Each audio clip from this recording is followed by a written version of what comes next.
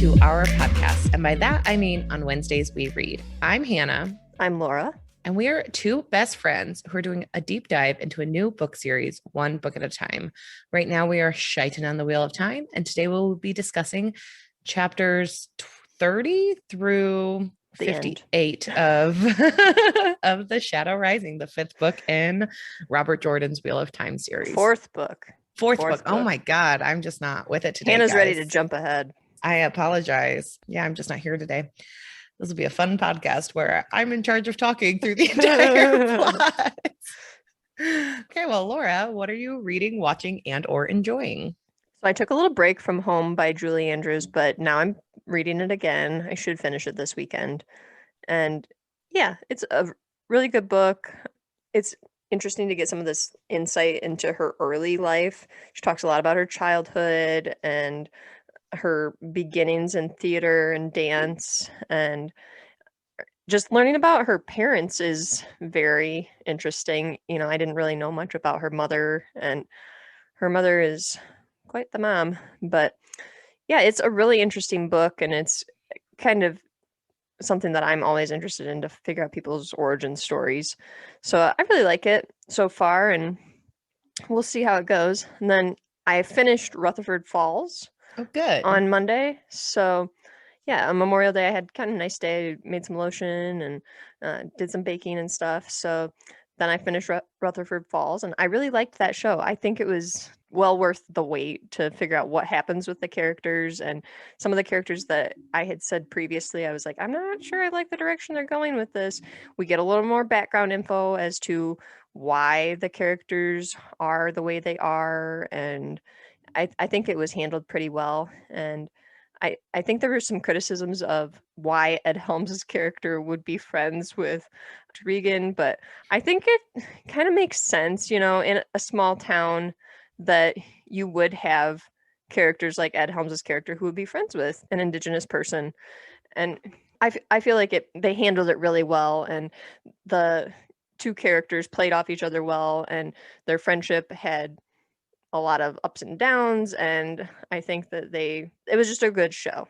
So good. I did want to ask, for your reading Home of Julie Andrews, remind me, is that the first one of hers or the second one? That's the first one. Okay, so you just haven't finished second one. Yeah, I haven't finished the first one. I've had a lot of stuff going on, so I kind of took a break, and I basically only read The Shadow Rising for a while. Just for this podcast. I was obviously judging you and your reading. No, I just wanted to make sure I understood where you were at in your Julie Andrews journey. Yeah, so well, Homework is the second one. So okay, I'll get to that at some point. We'll see. Well, and for listeners of the pod, you know, like Laura has goats and everything. She does amazing things, like she made lotion, and those are I make lotion and soap and cheese. So yeah, she, as I often say to people who chat with me about the pod, Laura lives a much cooler life than I do. So. Not true. I just have a lot of hobbies, and they keep me very busy, especially in the summertime when I have to be outside a lot to take care of things. So yeah. Well, that's good. And for what I am reading, watching, and or enjoying, I finished The Son of the House. It was an advanced reader copy I gotten from NetGalley. Mm-hmm. It's by, I will butcher this woman's name, so apologies, but I'm going to try my best. It's Cheluchi Onyemelukwe-Onuobia. Okay. They are a Nigerian author. And it is a book about two Nigerian women. At the beginning, they are kidnapped, and to pass the time, they decide to talk about their lives and how they grew up. And you find out it's a lot about class. I've learned a lot about how marriage is viewed in Nigeria. Interesting. It's set, I believe, in the 70s, 80s and 90s. So that was all very interesting. I really liked it. I thought it was 4.5-star book. I thought it was unique because it was an advanced reader copy. Some of the way the book was formatted was a little confusing, but I don't think that was the book's fault. I think when you have a Kindle version of a book that hasn't been put out, published yet, you always have to deal with some, So is this a thriller or? No, not really. It's more just because the kidnapping is just the backdrop for it. It's more a view of women and their experiences, I would say. Okay, so weird that they use kidnapping as the background story. So I don't know how accurate this is, but they this person is, from that community, but they say that kidnapping for like rich people is kind of common sometimes in Nigeria. Interesting. So for like, and it's just like you get kidnapped, you pay the ransom, and then you're let out, you know? So it's very much, weird. So like one of the women is like very wealthy, and she kind of goes into like how she obtained her wealth because it was through marriage, and like she kind of tricked her husband into marrying her. And it's all very interesting to do, like read about how all of these things were handled. So this is like a real life, it's based on real life events kind of, or I mean, I wouldn't say it's based on real life events. And again, like I would have to research how accurate that portrayal is, because I don't want to like just say flat out like that's the truth, because I am not well versed enough to discuss that. Fair enough. But I think it's just using it as like a very unique like way to start the novel, to know that these women are like just kidnapped right now, and to pass the time they decide to tell each other about each other's lives, and you find out how like they may be intertwined in a way you weren't expecting. So it's very unique, you know. It's just a pure fiction novel, I would say, you know. So, but I liked it a lot, and I highly recommend. It was the winner of the Best International Fiction Book Award at the Sharjah International Book Fair in 2019. So it's very interesting. That sounds like it. So highly recommend that one. Check it out. And then for enjoying, one of my friends told me to watch Mare of Easttown on HBO. Okay. I've heard a lot about that. Yeah. I mean, it's a murder mystery with Kate Winslet. Yeah. Kate Winslet is doing the most. It's very funny. But never again doing nude scenes. I saw that. Oh, really? It was just like one of those random articles that pops up, and it was like, Kate Winslet has vowed that she will never again do a nude scene. And it's like, she's probably at that point in her career, and has been for many years, that why would she need to?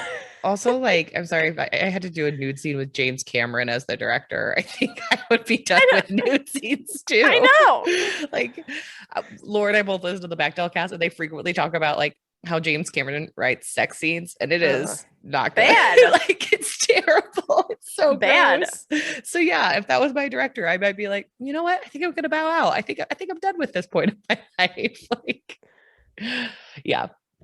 That's very funny. I did not know that. But tell me more about Mare of Easttown. But it's just like a murder mystery. I mean, it's really well done. It has lots of good production on it. Her mom is played by Jean Smart, and she's doing amazing things right now. I also started watching Hacks, which is also Meg Stalter's in that. Yeah, because Meg Stalter is in that. Meg Stalter is a comedian who was in Chicago. I used to go to a monthly like comedy show involving her. Is the best. Yes, and she like the best. She is a very funny person. She is just that hilarious in person. And it was like a comedy show. Let me just say, her Tiffany Trump video, I may have cried for a solid 10 minutes laughing so hard. I just love her so much. So we found out she was in Hacks, and my roommate and I were both like, oh my gosh, we have to watch the show. And then we watched one episode, and then we haven't been near each other in like weeks. So, but yeah, I would say overall, it's very interesting. I'm interested to see who the murderer was. You know, it's like, and Kate Winslet is just like a battered detective who lives in a small town where like nothing much happens. But the year before, there was a girl who disappeared, and she didn't find her. And like, it's very interesting because the mom is out speaking publicly against like how the police have failed her, but it's like Kate Winslet's high school basketball teammate like previously. So then they like run into each other, and she's yelling at her like, you know, I did everything I could. How dare you, you know, speak out against me. And so you do have that dynamic of like watching small towns handle this kind of thing. Yeah. So that's very cool. And then you get to see Evan Peters be just kind of creepy, so which, I mean, it's a good lane for him. I mean, that's kind of always his role, isn't it? but here he's a creepy adult. I would say that's the difference. I mean, I've watched multiple seasons of American Horror Story. Isn't he always creepy? I have an announcement for you. I started listening to it on audiobook. I'm actually going to try. Yeah. We're going to see if I can do it, guys. And then we should watch the movie together. Oh my God. I might die, but okay. The new one, because I've already watched the old one a bunch of times, and I don't want to watch the old one again. That's fine. You and I can watch the two new ones. Yeah, there's two. Yeah, there's two. We can try. I'm really a big baby, guys. You guys have no idea how much I hate horror. Hannah doesn't like scary stuff. It's not my thing. It makes me overly anxious. Like sometimes if I watch too many cop shows, I wake up in the middle of the night and I'm like, yeah, I'm about to get murdered. And like, I have to put on something that's funny and lighthearted to like get over it. It's not worth it if it makes you anxious. Right.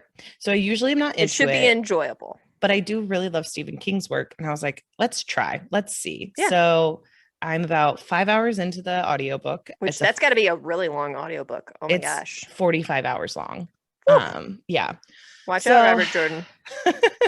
I'm listening to it while I'm packing. I downloaded it on a whim from the library website, and we're going to see if Hannah can get through it.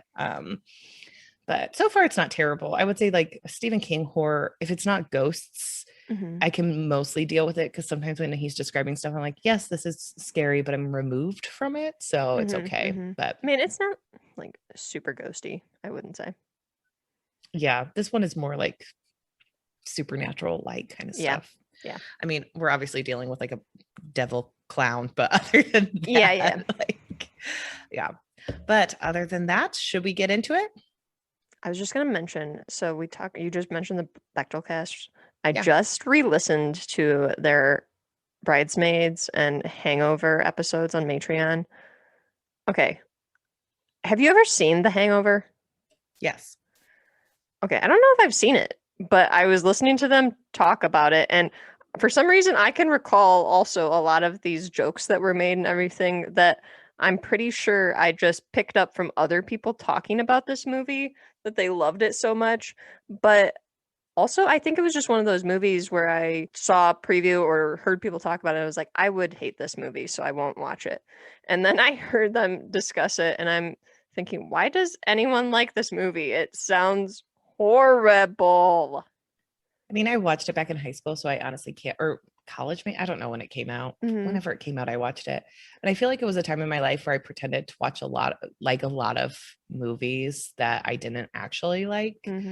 Like, I remember I really hated Anchorman the first time I watched it, but then all my friends all watched Anchorman. So like slowly I had Stockholm syndrome where it suddenly became funny to me. Everyone quoted Anchorman. Yeah, it was such a thing in our high school. I'm trapped in a glass case of emotion. Oh. Okay. I thought it was a joke. Actually, I do have a friend named Audrey, and I do want, like recently I was like, I do want to scream the line where he's like, I thought it was a joke, Audrey. I even wrote it in my diary. Audrey said something very funny today. Like, that one is actually very funny. But yeah, I feel like I probably liked The Hangover the way you like something when you're that young, and you're like, well, everyone else likes it, so I do too. To me, I just feel like the jokes in The Hangover are not that funny to me. I guess I don't get them if they are super funny, but I can at least see where people would like Anchorman and understand, okay, it has funny parts. I give you that. But The Hangover, granted, I do not recall ever watching it, so I can't give an accurate assessment because I don't think I've seen it. I've just listened to this podcast about it. But listening to them talk about it, I'm like, I don't like this movie. I don't understand why people like this movie. Can I tell you that I have a confession. I don't like Bridesmaids. I know you do not like Bridesmaids. I don't like watching movies where people are needlessly mean. And the Rose Byrne character bothers me on a like deep emotional level, that like it hurts me the way she treats that character. And I understand that it comes from a place. There's a lot of people in that movie that are bad to that character, Kristen Wiig's character, though. And I think with Rose Byrne, there's a lot of class issues too, where it's like Rose Byrne has crap load of money and she can just buy anything and do anything, and it's so unfair when they try to take away Kristen Wiig's responsibilities as maid of honor just because they're like, oh well, Rose Byrne's character, she can just buy her way through the wedding and everything will fall into place and be beautiful, right? It's hard to watch at times. It's really hard for me to watch. So like people find that movie so funny, and I like dread it when I see different scenes from it, because it's just like, it's not, I just don't find that enjoyable. I have that with lots of TV shows that people like certain TV shows like hit that little twinge in me where I'm like, that person is needlessly mean and they're using it as a joke and it's not funny. Like Foo Foo and Perrin, it's not romantic to like bitch at your partner all the time. Like, no, thank you. Do you think that, okay, let's start talking about this because I want to talk about them. All right. So we did leave off with Perrin being comforted by what someone on Twitter, because I made a joke about like, well, Fail's his mommy now. And so we put Mommy Foo Foo, which I can't unhear it. I just keep thinking of the song Little Buddy Foo Foo. You know what? We like Little Bunny Foo Foo. We do not like Mommy Foo Foo. Yeah, Mommy Foo Foo is, we don't sign on for that. So yeah, they are the worst. I just don't get them. I don't get their romance. It's super freaking rushed. It's just, yeah. I swear Robert Jordan just was writing this, and it was one of those things where he's like, how could I make everyone dislike the character that they all love? I know. Pair him with the worst person ever. Yeah. And like, okay, so let's fade in on this couple. And it's just like, my parents just died. And she's like, okay, but you're not turning yourself into the White Cloaks now, are you? And he's like, no. I'm like, yeah, probably fair. Probably shouldn't do that. What's the point now? Get to take like an hour. He's just like, okay, well, they've captured the coffins and the blacksmiths. Like, now I have to go get them. And he's like, I hope Luke is helpful. Lord Luke, that we found out about in that chapter. And it's like, newsflash, he's not. Newsflash, he's useless. Yeah. And so then he's like, I guess we can find Tam and Abel Coffin to help me. Marin, the innkeeper's wife, says that she will help them, and she takes them out to the woods. On their way, they run into Senbui, who's like, oh my gosh, he's a dark friend. And she's like, no, he's not. And we're not going to turn him into the White Cloaks. And if you tell anyone, I will get you. Like, that's pretty much what it comes down to. So they go out and they run into warders. So there are Aes Sedai there. And it turns out to be Varen and Alana, who like shady. Who's shady as all get out. Like, okay, I have been saying this for a while. Varen is shady, and why does she keep popping up places?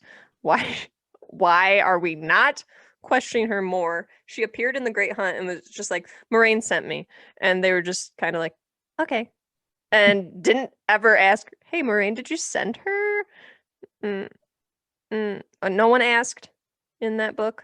And now no one's asking here, like, what is going on with Varen? They're there looking for more Aes Sedai. Okay. Yeah, because how long could it possibly take? I know. She hangs around too long. Also, why are you hunting for like more Aes Sedai when there are just Trollocs everywhere? Like, what are you doing? Yeah. This is a really useless like thing you're doing. And Alana's like, I can't believe that like we let Ta'Veren just walk around the world without like tying them up, and it's just like, or like bonding them to us, and it's just like, maybe don't do that. Well, and Alana is the one that Egwene was like, she's been asking a lot of questions about Perrin and Rand and Matt, so maybe not trustworthy. Right. So here we have two Aes Sedai who are there and are not trustworthy, and they're like, and even Varen is like, yeah, be careful around Alana. She doesn't like you, Varen. And it's like, oh, that's great. Guess we have to trust them with like healing us and protecting us. Yeah, hooray.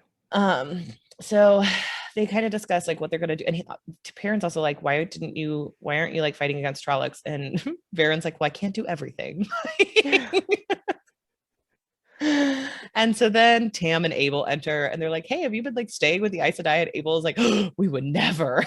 And he's like, okay, well, like, I want to go free people. And they're like, okay. So then they walk outside, they kill a raven, and they're like, yeah, we've been finding like someone's been killing all the animals. And Perrin's like, I think it's the Slayer, to like make sure that, no aid is given. Then we flash over to Dain Bornhald, who's in Two Rivers. He's like started to drink more. He won't allow anyone to put the prisoners to questioning, which means torturing. So I guess that's the one good thing about him. But he's still like, where's Perrin? I need Perrin. I need to find Perrin. I need to avenge my father. Da, da, da, da. He finds out Ordeith or Padan Fain came back and had a skirmish with Trollocs while he was there. And 2 people were killed. And they were, in fact, the spies that Dain Bornhald sent out. And so he's like, I don't trust Ordeith. So then he comes in. Well, and he's having like a lot of problems with Ordeith, like being in like authority figure, right? Too, where he's just like, I can't believe that this guy's in charge, and he's kind of pushing back a little bit on that. So Ordeith comes in and he's like, hey, I'm sorry about the skirmish, and he like slaps him, and he's like, I covered up how you killed all of Perrin Ybarra's family and said it was Trollocs, but like if White Cloaks are starting to die, then I actually care. And Padan Fain leaves, and he's walking around the camp, and he's like, maybe I shouldn't have killed those 2 men, because it seemed to like put a strain on what I have going on here. And he's frustrated because someone's bringing gray men into the area. He believes he's invincible pretty much. And then it shows he has a fade with him, and he gets the fade to promise him something, but it sweats what it offered to do to be released. So the next day, Perrin heads out. They find like a lot of farms that are burned out, and he kind of wonders if the way Trollocs are attacking are meant to like bring out Rand. And he finds one with people. He talks to them about how like the White Cloaks think he's a dark friend because he killed White Cloaks. He's pretty upfront with them. Yeah. And then he's like, but I'm not a dark friend. And they were like, we didn't believe you a word. He's like, but Podon Fane is. And they're all like, and then Lord Luke comes in and Perrin hates him instantly. He flirts with Foo Foo and Foo Foo acts interested. Yeah. And then he's like really nervous that Varen's there.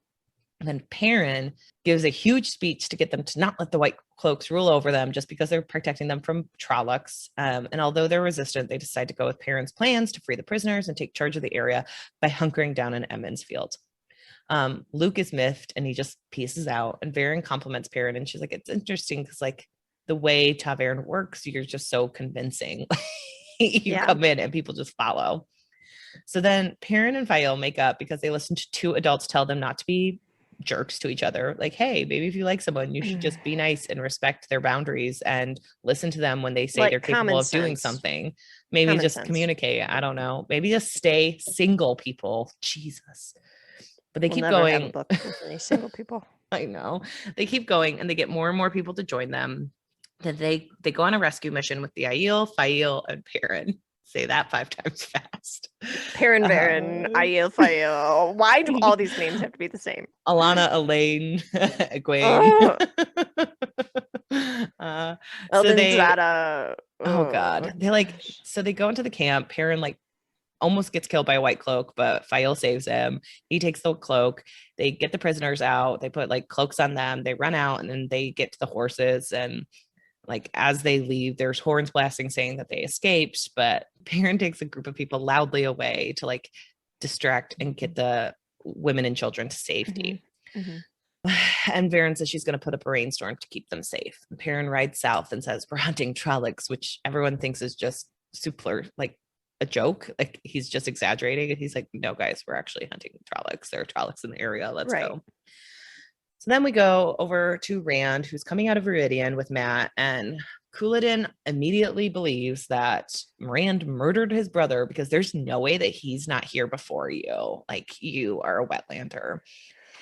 He finds out he's been gone for 7 days, and if you're gone for 10, you're definitely dead. And then he finds out that like Moraine is in there, and he's like, I hope she comes out because I kind of do need her, even though I don't want to admit that I kind of need her. You know how I complained about her all this time?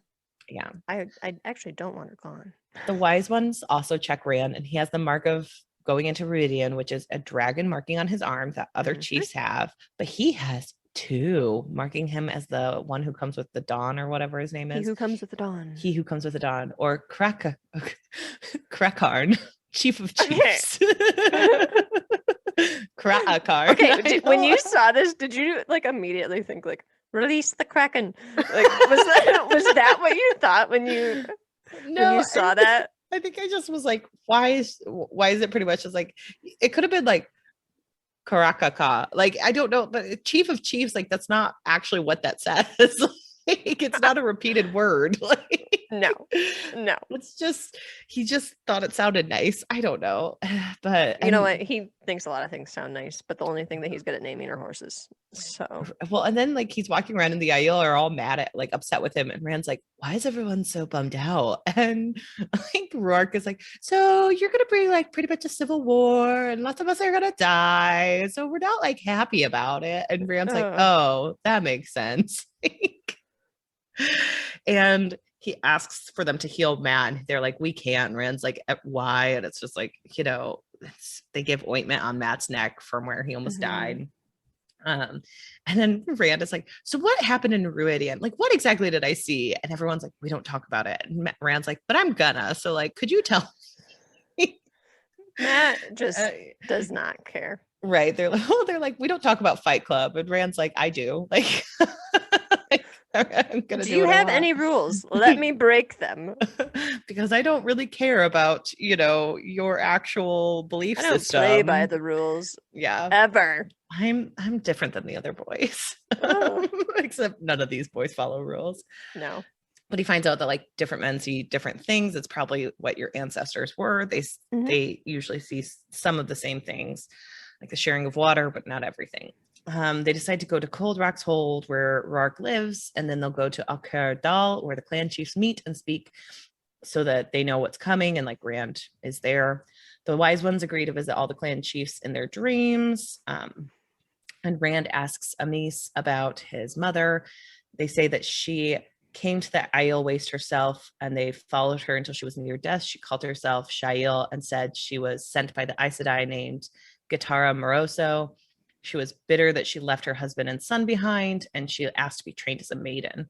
So she was adopted by the Chumai Sept of the Tardad. During the Aiel War, she became pregnant by a clan chief, Janduin, who's a very charismatic leader, just like Rand. Oh, gosh. She was lost on a mission because she wanted to go out, and you're not supposed to, as a maiden, you're not supposed to go out on missions while you're pregnant. But Janduin couldn't tell her no because they loved each other so much. And then his dad went into the Blight, and he was killed by a man. He refused to defend himself because the man looked like Shail, so probably her son, just guessing. And Rand is stunned. You mean her husband? Oh, her husband. Well, it said it was a man who looked like Shail. So it could be. I was guessing that it was the husband because I'm assuming that you mean more like coloring.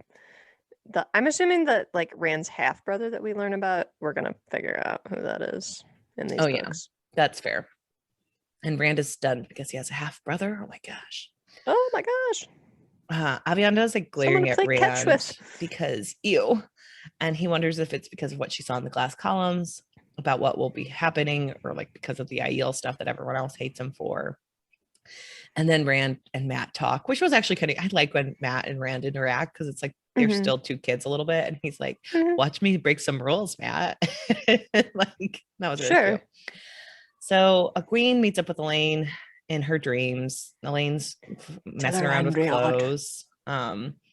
And they immediately tell each other about did you know Avienda can channel? Joran can channel. Oops, I wasn't supposed to tell you that.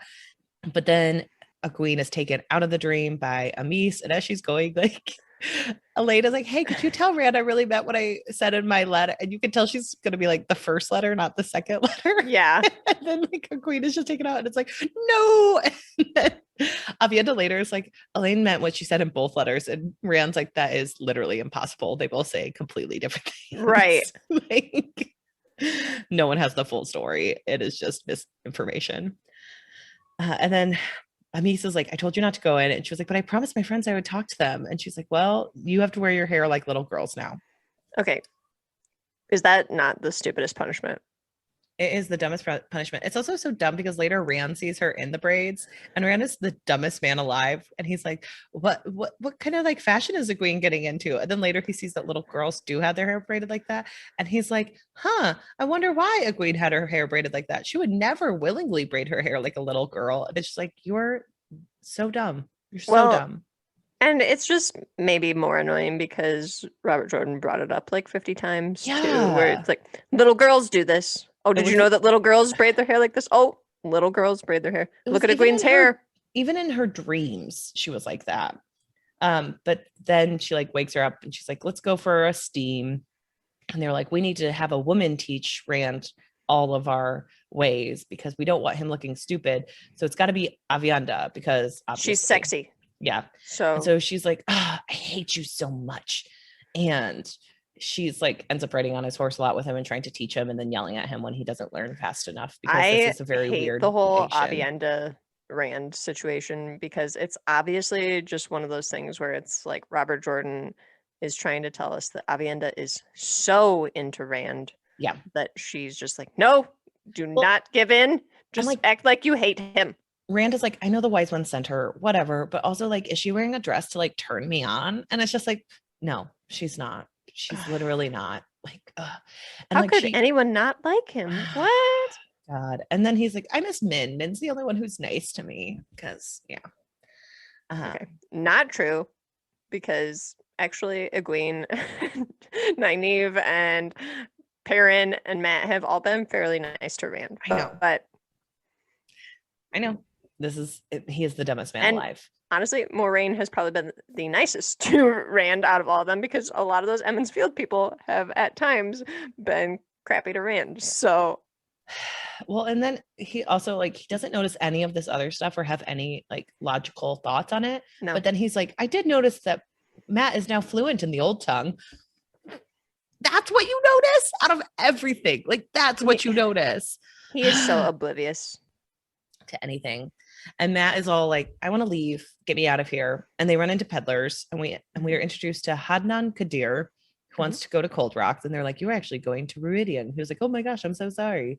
But well, and then Couladin is like super mad at Ruark because Ruark is talking to the peddler, and he's like, mine is the biggest group, I'm supposed to be able to talk. And he's like, are you a clan chief? And he's like, no. And he's like, so are you supposed to be talking? And he's like, no. Eventually walks away. And so Matt talks to Kadir about his hat, and then a woman who is, oh my gosh, has the audacity to be fat comes out. This one of 2 times that we have heard of someone who Spoilers. Is not. She's not actually fat, though. She's just pretending to be fat because trying to throw off suspicion. But she can't not have the most beautiful voice ever. So she can be fat, but not all of her has to be fat. I feel like there's been 2 mentions. I think one was like a person at an inn or something, an innkeeper's wife that was. Yeah. Well, and one time in dreams with like Egwene, where like that lady was trying to help her. She was like, oh, she looks so gross. And it's like, ugh. But yeah, there's definitely a lot of fat shaming that is occurring. The woman introduces herself as Keel Shagoy or something. Keel, I think. Sure. And Keel bares her teeth at Avienda because she's mad that Avienda is with Rand. Spoiler. There's also a gleeman named Jason Natale on the back of the wagon. Rand comments that you can't trust them because Kadir's eyes never changed when he was having different emotions, which is something Lanfear taught him about. There's also a pretty woman in the group who's named Sandra. Rand notices she's pretty, and Avienda screams at him about Elaine. He goes on to like practice swords. Overreaction. Yes. And Ruark addresses Avienda as a wise one in training, and Rand is like, oh, that's what the dress is for. It's not for my pleasure. Okay. I guess I know now. Yeah. Matt talks to the gleeman who asks him all about Ruidian, and doesn't Matt like tell him everything pretty much? Pretty much. Yeah. Matt's like, yeah, this is what happens to me. And he's like, oh yeah, I speak in Old Town now, and I also have hundreds of weird memories. And later, like, the gleeman has a song about a battle, and Matt's like, that's not how the battle went. I actually remember giving like advice to the man about that. And then suddenly, again, because Robert Jordan always just suddenly has a battle that breaks out of nowhere, Trollocs attack. And Ruark is like, I don't understand why we were attacked the most. And people are like, and Maureen's like, it's because we have Rand with us. And everyone's like, oh, that's why. Yes, that's why. We're 4 books in. You know why it actually happened, Hannah? They had Elaine's letter.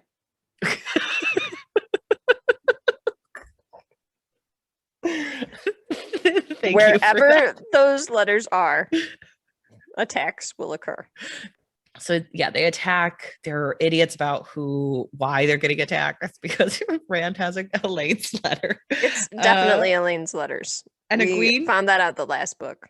Egwene comes up to Rand at the most irrational way ever, and she's like, stop being mean to Avienda. And he's like, I'm not being mean to Avienda.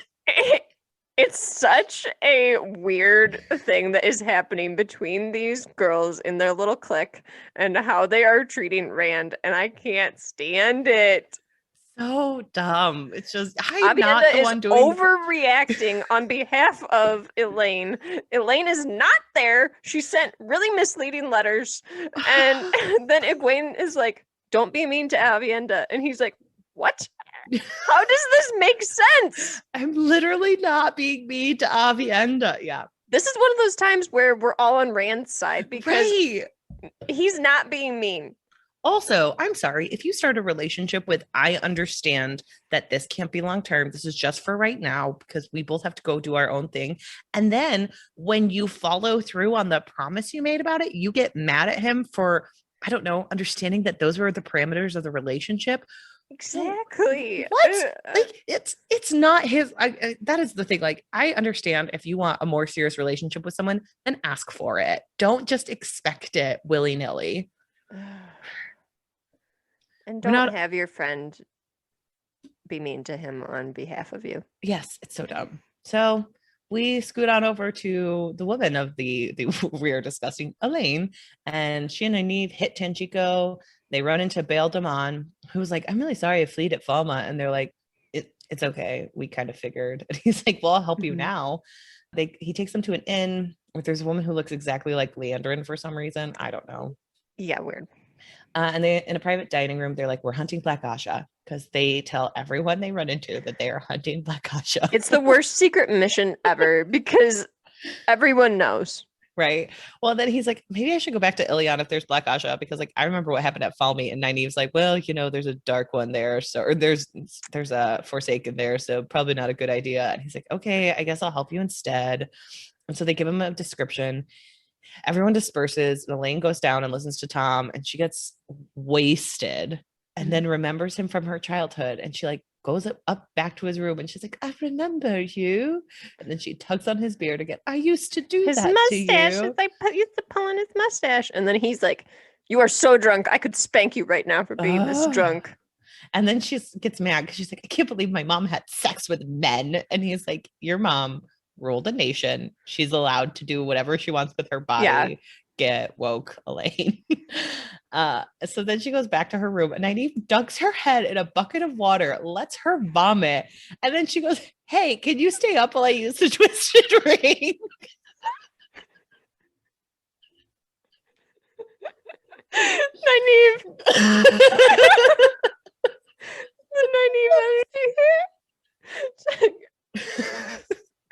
I was like, why are you trusting the drunk girl? Like, even if she vomited, that doesn't make her less drunk. That girl could fall asleep on you. Oh. Hey, can you stay up while I go into town, Riyadh? I feel like it was just a really frustrated thing on her behalf that she would just, not on her behalf, but on Nynaeve's part, where she was just like, ugh, I need you to do this. Come here. Dunks her head, makes her throw up, and like, sit here, wait for me to come back. So dumb. One fluid motion that she does that. Robert Jordan and the way he times his plots, man, it's not great. Things happen like it's 0 to 60. Yeah. Well, so and for some reason, Elaine's like, yeah, totally, I could do that. And it's like, you are drunk right now. Go to bed. Oh.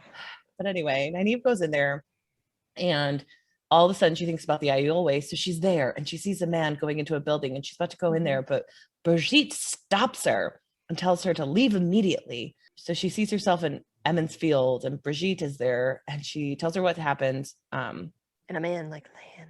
And a man like Lan is there, but then he shoots at her, and she wakes up screaming, and she finds the mark of an arrow on her arm. They go to bed, and Elaine wakes up in the next morning with a terrible hangover because she is in fact still drunk for this mission. And she's like, I didn't really drink that much. Like, oh my God. You did. Yeah. We'll discuss that in the women's episode, but these women are delusional a lot. Not delusional, that's a bad word, but they are in denial a lot. Yeah, definitely.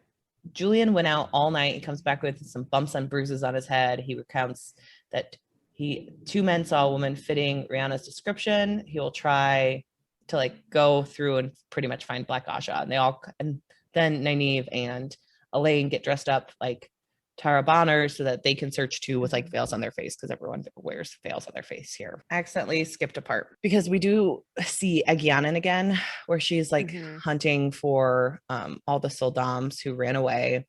This guy keeps bringing her random people, and she's like, this is not helpful. Nearby, Jim Carden is like walking around as a white cloak doing white cloak things. He goes home and he sees Leandrin in his house, and he's like, oh my gosh, Isa died. She's like, hello, Boris, because he is a man named Boris. A man named Boris. Ugh. Yeah, and she's like, I found you with the one power. And like, she reminds him of the meeting where they say, oh, Matt Coffin and all of like Perrin and Randall Thor. And he panics because she thinks she's there to kill him because he hasn't killed Rand yet. And she like leaves, she goes back. And she tells him like, you're getting us into the Panarch's palace. And he's like, I can't do that. She's like, well, you will. And then she goes back to where they're staying. You find out Landon grew up like a poor person, and now she wants to oppress everyone else because of it. She plans to go to the Panarch's palace to like get power and become big there. Which is a weird take on growing up poor. Right. That's a very hot take for someone who grew up poor, to be like, I just want to oppress everyone around me. I know what'll show everyone. Yeah, stupid thing. Well, and she's also like, hey, they told him that he was supposed to kill Rand, so like that's not good because we were not told to kill Rand. So the Forsaken are probably getting out of hand. And then Igyanin goes home. She sees a seeker in her home who wants information on Tanchico and, the Suldam. Then you find out she has a Suldam trapped in her basement. Yeah. And she's trying to figure out, because she figured out the woman could channel, and she's wondering if this is like a big secret, which is why Suroth wants to kill them all. So that's all great.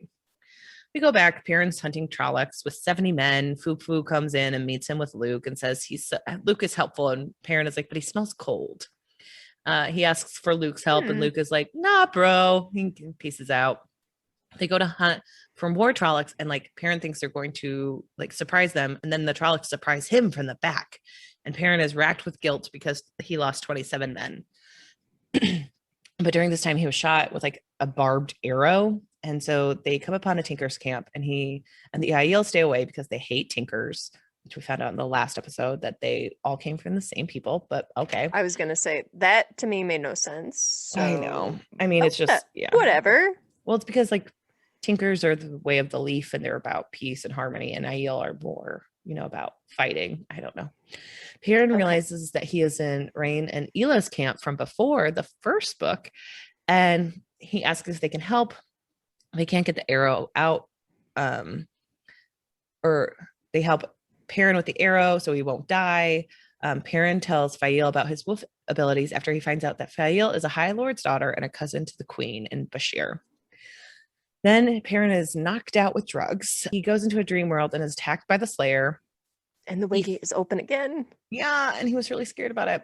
And Slayer begins speaking, telling Perrin that lots of Shadowspawn died at the locked Waygate, but it's now open and more are coming. At first, he only brought a few hundred to keep those fool white cloaks off balance, but now there's more. Perrin's presence was a surprise. And he keeps trying to wake up, but he can't do it. But he finds a way to get back to the Tinker's camp with Fael, and he just enjoys the moment. And he also mentions his smell. Slayer's smell as being unhuman and cold. And then he says that he's like, he kind of looks like Lan's cousin, but whatever. There's a lot of that looks like Lan. Perrin awakes and tells people about the Waygate. He has to go back to Emmons Field because he's badly wounded and needs to be healed. They arrive and they find out everything's been cleared out. The town's fortified, and Tam is teaching everyone how to and there are 6 catapults. There's now a wolf head banner in the town. They need Alana. Perrin's in charge. Yeah, because he is now their lord, and they need Alana to heal Perrin. Perrin tells Loial about the Waygate, and Loial blames himself because he could have permanently removed it and taken the leaf, but he didn't want to do that because it's a part of his ancestry, and destroying a Waygate is very painful for OWWRs. But he does want to do it now, and Perrin tells him no, and Loial immediately leaves. You know what? If something bad's gonna happen, it has to happen to right. Loial. And so he left with Gaul, which was good. Alana comes in and heals him. Perrin wants to get up, and Fael doesn't want him to, and they fight over until Perrin just rides around town with Fael. That fight didn't need to happen. It was stupid. Also, he does a battle immediately after waking up after being healed, and they're like, you really, really, really need to rest. And that never gets followed up. That's just something they say out loud a couple of times, and then he's like, but I'm still ready for battle. And it's no, you're not. Why did you have those sentences if you're not going to follow through with them, Robert Jordan? But he goes around town. He sees there are about 500 Trollocs coming. He finds out catapults work by Aes Sedai flinging rocks and then exploding them. I liked that. They fight and win, and everyone is excited, but Tomas and Perrin know it was just a test attack to see how fortified they were. Right. Then suddenly there's a noise coming from the road, and Senbui is like, Trollocs, and Perrin's like, no, those are Tinkers. Yeah. The Tinkers were attacked, and Perrin brings them in and gets them housing. Fael comes to the common room. She's been helping Mare bake. He tells her he's upset about being treated like a lord. She tells him you kind of need to get over it because you could bring back Andor, and Morgase will likely make him a real lord. And he's like, I don't want to. And she doesn't care about his feelings. And then Aram, who's one of the Tinkers who was in love with a queen, suddenly speaks up, and he's like, hey, are these basket of swords up for grabs? And Perrin's like, yeah, go ahead and pick one. And he gets caught by his grandparents, and they immediately both blame Perrin. and he was like, they killed my mother. Trollocs killed my mother. I want to fight. And they're like, that's not our way. You can't be with us anymore. And Perrin's like, yeah, well, he gets to make his own choices. Go learn how to use it from the sword from Tam. And Aram swears allegiance to Perrin and leaves, and never has a like sworn allegiance ever meant more, because now he just follows Perrin around a lot. Bran enters and tells them white cloaks are riding from the north. Perrin and Fael, like, this is my thing. You just said he was so exhausted, and all of this happens within the same effing day. So he's not getting rest from any of this. No. And you're saying he's so weak when he has like 5 different things happen to him. Okay. But anyway, they go out to meet the white cloaks, and they see that it's Dain Bornhald, and he realizes this must be Jeffrem's son. And Dain is drunk. He also recognizes Jarrett Byer as well. Bran tells Dain that Emond's Field will take care of itself. Dain angrily tells them that Terran Ferry was wiped out last night, and many people escaped across the river. Dain lost 50 men. Luke seems surprised by this and questions Dain's further, asking if Ordeith was there. Dain is surprised that Luke knows Ordeith. Luke casually replies that he's seen him around, thinks he's disreputable, and hope he dies if he were there. Yeah. Dain changes the subject and tries to arrest Perrin, and everyone's like, no. They're like, he's like, hand him over. And they're like, really? You want us to hand him over? And to keep the peace, Perrin offers to let the white cloaks into the village and help fight the Trollocs. Yeah, he's kind of like, let's join forces. Yeah. And they're like, no, you're a dark friend. And he's like, there's not many better options. And Bran adds conditions that they will arrest no one, will not bother anyone, and will help with the defense. Dain Bornhald agrees, and they enter, which, like, they don't help at all, just so you guys know. Back in Tenchico, Elaine and Nynaeve are wandering around where they're attacked by Ekionan's band, who thinks they're Suldam. And Ekionan is like, stop that, and helps them. And so then they're like, come back and like have tea. And then they tell her everything, because she saw one of them channel, and they're like, so did you see that? And she's like, yeah. And they're like, do you want to know more about channeling? And she's like, yeah. And they're like, she immediately do you want to know a secret? We have tons. I know. Do you want to hear about like Black Aja? Maybe we'll tell you next time. Have you heard of the Black Aja? No? Let us tell you everything about them. We're hunting them. And well, then they're like, you could probably learn how to channel. And she's like, oh my gosh, not me. I would never want to do that. And they don't take that as a suspicious line at all. And they're like, okay, that's fine. And he's like, me neither. We can teach you whatever you want. And so then she leaves. And then all of a sudden this woman comes in, and they like get this huge need to tell her everything. And then we find out that this woman asks really bad questions that just make it easy for her, because she's like, hey, do you have any Terran Grawl in your room? And Elaine's like, no, but I'm wearing one on my neck. I would have told you about it, and I want to tell you about it, but no. They like love her. It's right. Well, and like it's funny because like Nynaeve's smiling, and it's like, that never happens. Exactly. And she's like, oh, now I know Randall Thor's face. Thank you so much. And then she's like, I would love to see Robin's face when he meets Nynaeve unblocked, because she realizes Nynaeve is like full of power. And then she leaves, and they can't remember anything. Yeah, but they commands them to forget it. Right. And then it shows Egyanan outside, and she's happy she hasn't seen Damon, because he knows her, because like they told her, oh, Damon's helping us in our searches. And she's like, well, he knows me, so it's good that I didn't see him. And then she notes that and then we find out the Seeker is also following her around. We go over to Sion, who has announced Rand is like the Dragon Reborn. It was voted unanimously, and she's going back to business as usual, when suddenly Elida comes in, and with others, she's like, we have stripped you of your name. And they bind her and they take her out. She finds out her warder of years has been killed. They've like kidnapped Liani. She is stilled and beaten and is left in an old cell. Men comes in from the yard, and she sees fighting, and Gawain comes up leading a group of young men. He tells her to leave. Sion was deposed this morning, and Hammer was leading an attempt to free her. The young men call themselves the Younglings, and she like notes like, hey, I don't know who you're fighting with, like who you're fighting for. Right. And Sion is definitely who you should be fighting for. But you find out that he wasn't doing that, because I don't know. There better be some specific things, because we kind of see where Gawain's character is going, and I don't really like him right now. Like he's just kind of, excuse the term, but he's a definite fuck boy. Yeah. He follows his brother around. He does what everyone else tells him, and he has no questioning for anything. So we'll get into that, but that's just a side note. But Min, being her Min self, who can be awesome when she tries, was like, I'm gonna free Suyeon. And so there was a woman who's like been obsessed with Min and dressing her up, and she runs into her and she's like, I want to break out Suyeon. And the woman's like, I'll do that. Like, I'll help you. I trust you. And I was like, that's so cute. And so they get them out of the cells. They notice they're really no longer ageless. And they get to horses and they find Gawain there, and there are blood streaks on his face. And he saw Min getting her horse, i.e. Bella, and knew that something was up. And he demands to know where Elaine and Egwene are. Wait a minute. I'm confused. Wait. Oh, they originally ran into Galad, right? No, I thought they ran into Gawain. Gawain? Okay. Yeah. The first time when they had the trainees or whatever. I thought that was still Gawain. That was still Gawain. Okay. Both times I thought she ran into Gawain. Okay. And he said that he saw her grabbing Bella, which is Egwene's horse, so he knew she was up to something. And Minna's like, listen, and he's like, where's Elaine and Egwene? And Suyeon, who like lies. She's like, they're in Mara Tomein's place in Ilion, and Gawain is torn. But he's like, I'll let you go because I might need information from you later, because I'll know where to find you, I guess. I don't know. And he leads them to the Allendrell gates and writes orders to let them leave the White Tower grounds. The guards have ordered to let no one pass, but they're afraid of Gawain because he killed Hamar and Kulin, which awesome, great, good for you. You're not going to regret that decision later in life.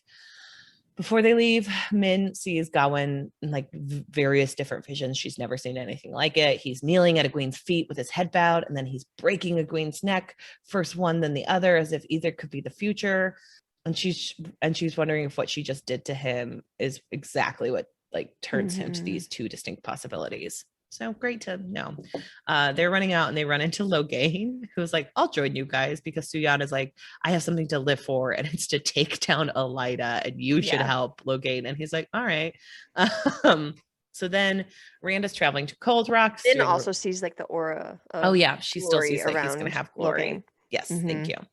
Go back to Rand. They're going to Cold Rocks, like they're doing Rand things. The Gleeman is obsessed with Rand and the Shido. Avienda is learning is herself and like, I hate you, Rand. You should love Elaine. Matt gambles, and he's also offered Asandra by Keely, which rude. They get to Cold Rocks, and the roof mistress is there, and they go through the process of being invited in. Cooladon acts like a clan chief, and she's like, we'll find water for you, which is pretty much what you offer beggars. And it was like a huge blow to him. They all eat and stay there. Rand buys Avienda a bracelet, and people are like, oh, you're buying this bracelet? Here, have tea with us and let us all like kiss you on the cheek or something. And he's like, this is weird, but you know, IO people are weird. And then he gives it to Avienda, and Avienda is like, no, they thought you want to propose to me, you idiot. And then she starts wearing the bracelet, and she's like, I still hate him, but like also this bracelet. It's so hard for her to be torn between being extremely attracted to him and at the same time wanting Elaine to have him so bad. Right.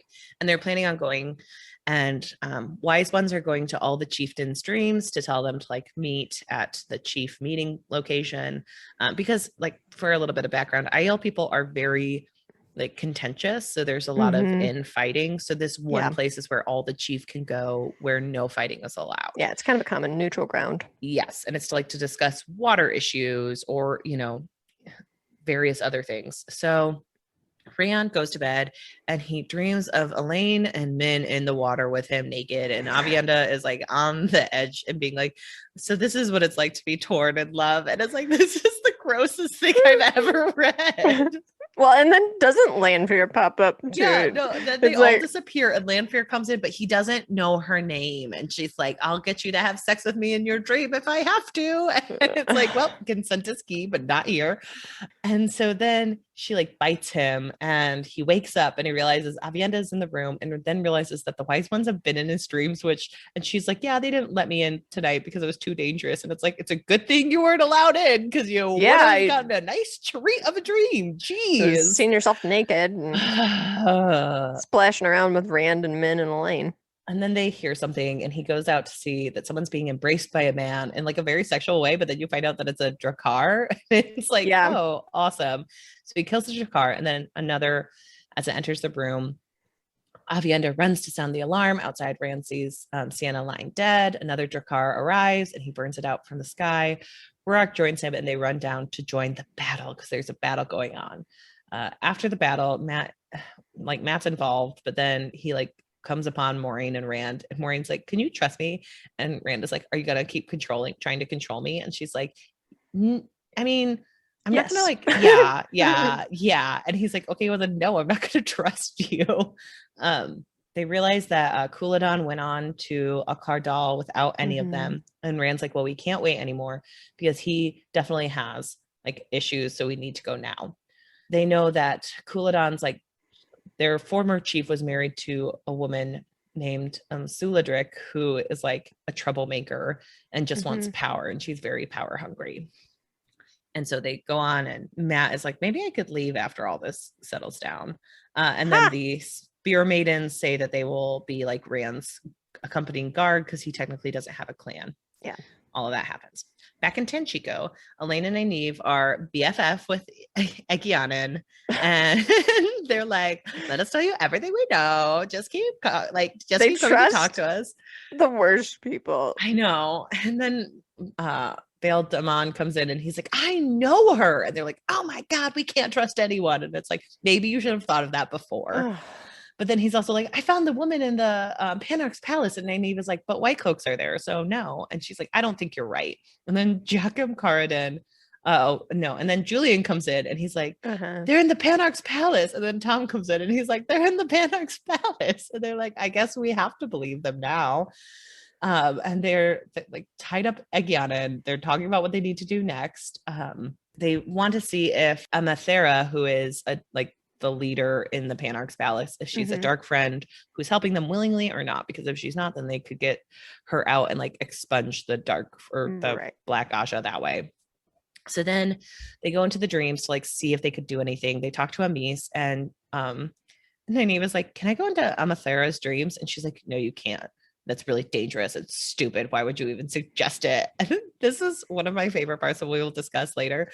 But like the audacity of Nynaeve in this chapter where they're like, "You just need to think things through more." And Nynaeve's like, "I always think things through more. I can't believe what they're saying to me."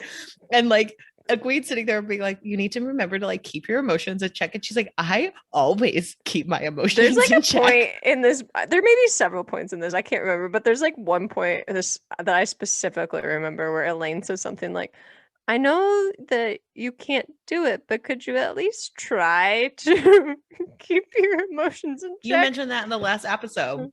And it's just like, yeah. But it's so perfect because she like basically just flat out asks her, and she's like, "I know you can't do it, but could you?" But Nynaeve is always just like, "I always do that. I don't know why everyone keeps complaining about how I can't control my emotions, because I am the best person who ever controlled emotions ever. And people who didn't think differently are definitely wrong about me." And it's like, okay. They're like, "Well, then why can't you channel?" Right.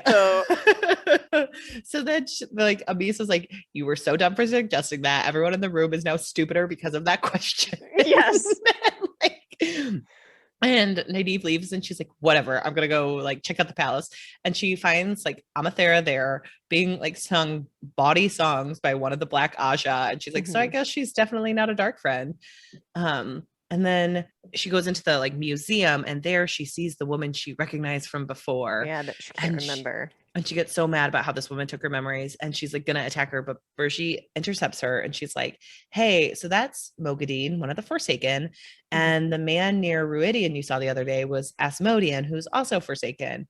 And Nynaeve is like, "How are you here?" And Bergie is like, "Well, like, yeah, I've lived a lot of lives, but like when you're not living a life, you just like stay here." And she's like, "Well, why haven't I seen you before?" And she's like, "We're actually not like allowed to talk to you guys." And she's like, "Well, why are you talking to me?" She's like, "I just want to help you. And like, Mogadine is even stronger than Lanfear and Tel and Riyadh, and I just think you should like be careful." And then immediately one of the other people from the history like comes in and he's like, "You shouldn't have helped Brigitte." And she's like, "Okay, but like I'm gonna keep trying to help, but you know, only if I can." Right. So then Mogadine leaves and Nynaeve goes into the room and she sees a glass case with seals that look like the seals that have been broken before. And then she also sees this black chain and like these like bracelets like make her sad. She touches it and immediately feels pain. She wakes up and they realize that it's a male Adam that can control men, and it's very dangerous for Rand because someone could control him if they put it on. They hear commotion outside. What the Black Ajah are looking for. Yes, and that's what they want. They hear commotion. Tom, Juliet, and Bale are all out there, and they find a man who has like attacked Tom. Egyanan is like, yeah, that's a seeker, and he was here for me. And they're like, well, we don't want to like kill him, but maybe we'll just throw him outside. Then Egyanan realizes she's like in her, I don't know, undergarments, and she like freaks out. And she's like, oh my God, the men saw me like this. It's shame upon me and my family. And Nynaeve is like, you should like calm down. Right. And Egyanan is like, I will not calm down. And then they all plan to do an assault in the Panox Palace, and Egyanan offers to help. So we go back, Perrin's fighting, they're training Aram, and a man comes through who's dying, and he says, we are coming, which no one takes as anything but foreboding. I don't know why. I mean, wouldn't you at this point? Maybe. It was just very weird. Like, I don't know. They've had a lot of bad stuff happen. That's fair. Loyal and Gaul come back, and they say they're being chased by Trollocs. Luke is like, there's only less than 1,000 Trollocs here. And Loyal's like, that's not true. There's at least 50 Fates and thousands of Trollocs. And Perrin's like, well, I don't know who to believe, but I'm going to go to the dream world and see if I can find out. And so he and Foo Foo go to bed. And he has several dreams. He sees one where Egwene is among a crowd of women, fear in her eyes. Slowly, the women kneel around her. And Nynaeve's one of them, and he thinks he sees Elaine's hair. Mm-hmm. Matt is naked and bound, snarling, an odd spear with a black shaft, which we know what that is. That's what he got coming out of the last twisted door, thrust across his back behind his elbow, and a silver medallion, a fox head, hung on his chest, which we also know what that is about. Perrin thought he saw Rand, who wore rags and a rough cloak and a bandage covering his eyes. And then he searches for signs of Trollocs in the Two Rivers area. He finds hundreds of fire, meaning that there are several thousand Trollocs. And then at Devon Ride, he notes that the inn, the Goose and he like sees the Goose and Pipe Inn. There are a ton of camps nearby. There's now a Manetheren banner in the White Boar of one of the other areas. Tarn Ferry is in fact destroyed, but the ferry is still intact, showing that people could flee north. And he's hoping that word spreads to Berlon so that they can get assistance. And as he bends down to look at something, an arrow passes over his head. And this time Perrin makes one big jump, and then he holds still. And as the Slayer approaches, Perrin sees him and hits him in the chest with an arrow. Slayer screams and disappears, and Perrin steps out of the dream. He wakes up and finds out that Luke has run away. And he was weirdly holding his chest, and he looked unwell. Yes. And Perrin was like, oh, they both smell cold. I guess they could have been, the same person. Oh, wait. Yeah. And so we go back to Tenchiko, and Nynaeve and Elaine are preparing to break into the palace. And Elaine's like, hey, your mission's a little bit more dangerous, so maybe you should take Egyanan with you. And Nynaeve is like, I don't trust that woman, and just leaves and pieces out. And Elaine's like, well, I guess we've chosen our missions and our people. And so Elaine goes, she saves Amathera by using the one true source, because they realize that she could channel nearby another channeler, because they can't channel or else the Black Asha will sense them. And Amathera is a big old baby, and it's like, people will help me. And Elaine's like, you need to be smarter, girl. And so then they lead her out. We go back to Nynaeve. She is in the museum, and she runs into Mogadine, and they fight a lot. And Mogadine starts telling her all about the Cuendelar, Mogadine starts talking about the Adam, which is made out of Senjalar, and it cannot be destroyed. And a woman can control it too. 2 women could use the bracelet between them, but like it's dangerous. And like trying to help Rand could probably make you go insane. And as she's talking, Nynaeve is like, why is she telling me all this? And then she's like, oh, she's using all her force too. Yes. We're both like neck and neck for speed. And Nynaeve's like, I don't know how much more I can take of this. But then she realizes Mogadine is way too reliant on the one true source. And Nynaeve, the one great quality about Nynaeve, there are others, I'm sure, but she punches. And so she's just like, I know what to do. So she pretends like she is lessening on her control. And then doesn't she like throw something at Mogadine? I think so. Yes. So she throws something at Mogadine, throwing her off her trowel, and she is able to like hold Mogadine and cut her off from the Yes. one true source, but she doesn't actually still her. But she's also like, dang, I stood up to a Forsaken. And then she walks out the door and immediately is like attacked with a balefire rod. I know. And she's like, oh, right. We just channeled a lot of power and I wasn't supposed to do that. And Mogadine gets away during this time. Oh, and during this time, she also took a seal that Mogadine had like hidden as something useless. Right. But Nynaeve just kind of hides from the balefire for a while, and then it like ends up burning up the kind other of like lady. Out of control. Yes, it's out of control. And she knew that this certain it's a Terran Grial that the woman is using to create balefire. And she knew that it's like highly volatile and dangerous. And so then it burns the woman up. And then he was like, okay, I guess this took care of itself. And she like leaves. So she meets up. Oh, she sees Leandrin and Rihanna, but fortunately they do not see her. She goes to the prearranged place, and Elaine, again, and Amathera are there. And Elaine is like, I talked to Amathera and she's not going to be a problem anymore.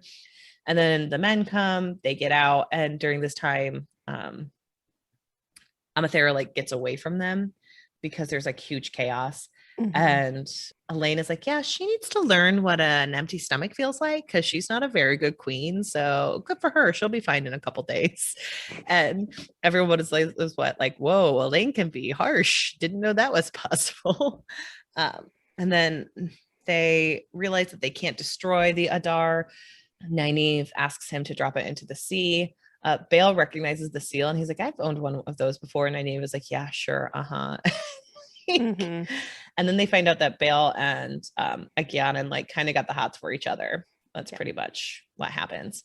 And then Nynaeve is like, I'm going to take this back to Tarvalon, and then I'm going back to Tyr or wherever Lan is. That is legitimately what she plans on doing. Yeah. So Perrin wants to send Fael away, and she says that they have to have a wedding. And so they get married.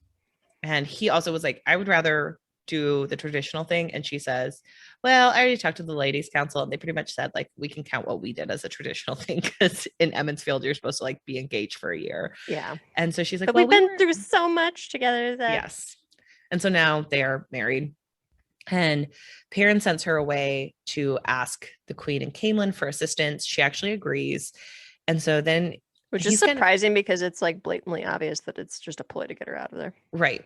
Well, but later on we find out. But she also knew this. Yes. And Perrin did say, like, I think she knew, but I'm glad she trusted me. But that's not actually what happened. So no, whatever. She did not trust him. No. So Perrin's like hunkering down for a final battle where he's going to die pretty much. And he finds out that the White Cloaks aren't going to help. And he goes up to them and he like rips them a new one. He's like, you said you were going to help. You say you're for the people, but now you're running away at the first chance. And Dain Bornhald is like, you actually just want to dance on the graves of your brethren. You want them all to die. And I won't let my people die because you want all of them to die because you're a dark friend. And Perrin's like, you know, that's not true. Like you're just holding on to this fantasy at this point. And you can kind of tell that that is exactly what's happening. He's holding on to a fantasy. But Perrin says, if you help, you can arrest me. And I like, no, and we'll fight you on it. And he's like, okay, agreed. I'll help. So then the Trollocs come in and they're like battling. They're about like to be let loose. The women's come in and start helping fighting. When all of a sudden, Fael and people from towns over descend and start helping them attack. And Devon Head also comes in because the guy's message, we're coming, meant people were coming to help them. And Perrin's like, oh my gosh, we did it. And they kill everyone. And then they find out, or they kill all the Trollocs. And then they find out that the White Cloaks were just sitting on the field. And so Dain is like, I come to collect my bounty. And Perrin was like, we specifically agreed that if you helped, I'd let you. And you didn't. Like, just sitting there isn't helping. It's just like, do you realize what it means to help? Right. No, they don't. And Dain is like, I'll get you, my pretty. And you're a little wolf too. And like scampers off. And everyone's like, yay, Perrin Golden Eyes. And he's like, I hate that they call me Lord, but he is. And Varen also pointed out, which good job, Varen. She's like, you know, by marrying a lady, that makes you a Lord. And he's like, shh, I don't want to hear it. So we go back to Rand for a final showdown. And Rand is is headed to the meeting place. And they find out that Cúladon is there announcing that he is the One who comes with the dawn. Thank you. The one who comes with the dawn. And he reveals 2 tattoos that are exactly like Rand. And he keeps talking about how they're going to go back into the like land and take everything. When Rand just jumps up and he's like, actually, I'm that person. And everyone is like horrified when they notice. And Cúladán keeps like talking about like, oh, I snuck into Ruidian, like even though I was denied, I snuck into it, and like I definitely went in there and I was the one who was announced. And everyone's like, I don't know what to do about this. And Rand is like, okay, so what did you see when you were in Ruidian? And he's like, I saw that we were great warriors for generations and generations. And Rand's like, that's not true. And he tells everyone, and everyone freaks out. And Roark is like, why did you do that? Closer to being true IL. Yes. And like we were tinkers until we we ruined it ourselves, and we should have. And all the clan chiefs are like, why did you do that? And Roark is like, hey, people don't survive learning this. Like it's hugely inherent in us, and like you don't understand. So you telling them is like really bad. And Randall's like, well, I had to. And then he makes it suddenly storm in there because everyone's freaking out and fighting. And he brings Rain to a place where Rain had never been before to prove himself, because Cúladán is still like, no, but I am that person. I am that person. And as it starts raining, suddenly there is a dome around him, so he's not getting wet anymore. And Lanfear is there. And she is like, you're ruining my plans, and you're scaring off Asmodean, who I brought here to teach you, because throughout this entire book, she's been trying to get him to be taught by somebody who knows how to use Saidin. Yes. And she says that Asmodean was responsible for Cúladán and the Drakkar. They were distractions while Asmodean made sure he wanted to help Rand, and he is now on his way to Ruidian, but Lanfear does not know what he is after. Desperately needing to go to Ruidian, Rand remembers how to open a gateway. Wishing he remembered how he shielded Egwene and Elaine, he opens a gateway and steps through.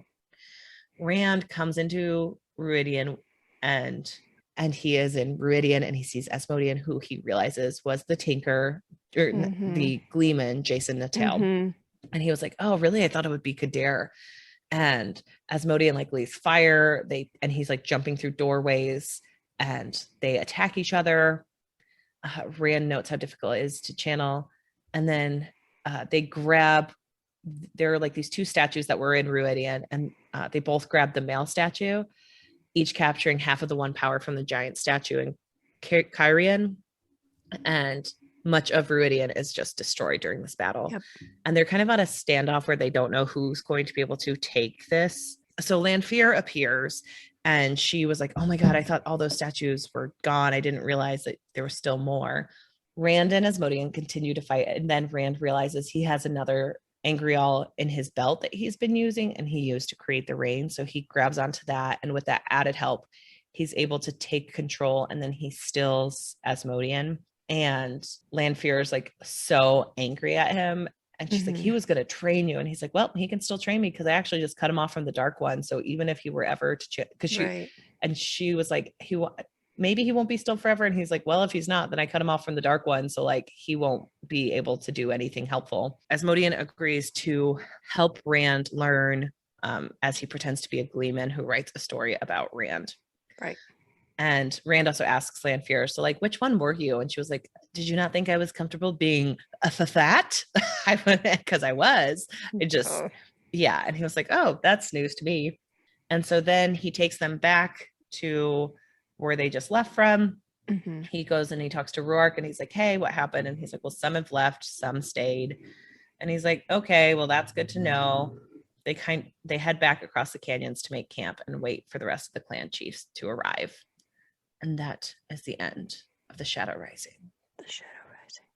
I felt like the final battle was so effing, like, I just don't love the way Robert Jordan writes battle scenes. They're just kind of confusing. I don't think they're that bad, but a lot happens. Yeah, they're just not my favorite. But maybe I'm just not a like battle person anyway. I just think it's like, you always have to know that like in the last chapter, there's going to be this very fast scene. And a lot's going to happen. Right. What did you think of the book? This was your favorite book. This was my favorite one so far. I'm not sure if this was my favorite or if the last one was my favorite. I can't decide. The last one was really good. I like this one more than the last one. I think I liked the political intrigue a little bit more in the last book, and this was a lot fair. of plot stuff, and sometimes plot stuff isn't my thing. Sure. You know, if we cut out a lot of the Perrin and Foo Foo, I would have easily loved this book much more. There was way too much Perrin and Foo Foo. It was just too much. It's too much. This was another long episode. I'm trying to get better about ways to parse down what we're talking about, guys. But like I said, heavy plot. We're hoping for better things next. And the next book is much shorter. So next week, we'll be discussing all the boys and some of the men of the Wheel of Time. Yeah. Because there are not many men in this book series. No. They are all boys with a lowercase b. So we will be doing that. And please remember to rate, review, and subscribe. Rating, reviewing, and subscribing are great ways to get us out there and to let more people know about us. And you can follow us on all the social platforms at OWWR Pod. And you can email us at OWWRpod@gmail.com with any questions or comments about this. So feel free to reach out, and we hope you have a wonderful day. Bye. Bye.